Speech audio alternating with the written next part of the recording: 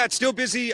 This is definitely the dust settling as they prepare to move out for the now expanded 3-day festival. It used to be shorter, now much, much bigger. A record number of bands taking the stages over the 3 days. One of my favorites that I didn't even know about till I got here, Shabuzi. Take a listen.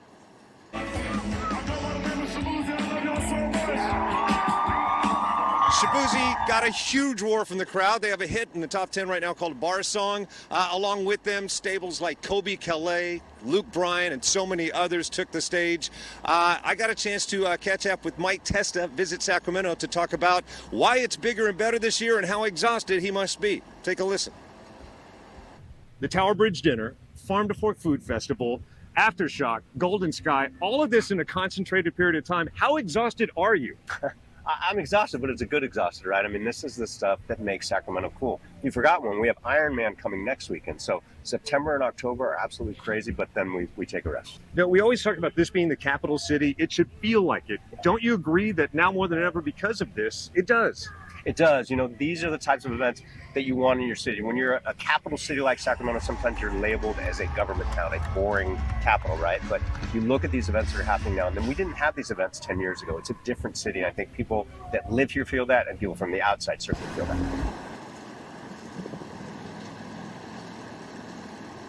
Yeah, and you know, you've probably seen Mike Testa on our airwaves, on TV a lot lately. Even my bosses say, enough with Mike Testa. But keep in mind, he is the liaison to these festivals, Farm to Fork creator, all of this stuff coming our way. So props to Mike Testa at Visit Sacramento for what they do. All right, local band doing great. Moonshine Crazy has toured the world, but this is the biggest festival they've ever played, and it's in their hometown. I caught up with them backstage. Take a listen.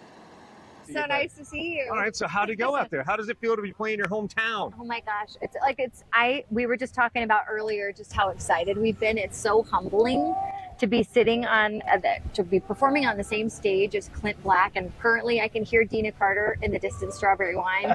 I'm fully like fangirl geeking out right now. We're so happy and so honored. It's a privilege, and we do not take it for granted. When you're out there laying down the riffs and you see a sea of humanity bouncing to what you're doing, how does it make you feel? You know what? The humbleness, the humility, it's like, listen, there's so many people that have a lot to do with this, our families, our friends. Yep. And it was great to see people like there that came to see us. It's an amazing thing, and I don't take it for granted. We were very fortunate people.